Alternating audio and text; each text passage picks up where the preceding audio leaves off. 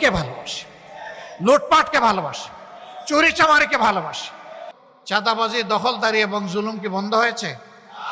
বন্ধ করতে হবে, বন্ধ করতে হবে, থামতে হবে, সরে আসতে হবে। আমাদের সন্তানেরা এই জন্য রক্ত দেয় নাই, কারো ফলস জমিদারি তৈরি করার জন্য রক্ত দেয় নাই।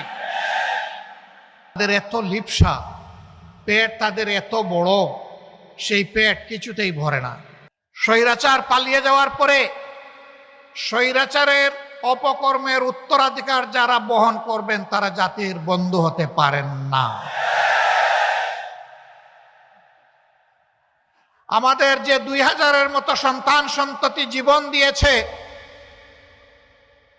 অনুরূপ অপকর্ম কেউ করলে তারা সেই জীবনের সাথে, রক্তের সাথে আমানতদারি রক্ষা করবেন না, তার উল্টাটা করবেন।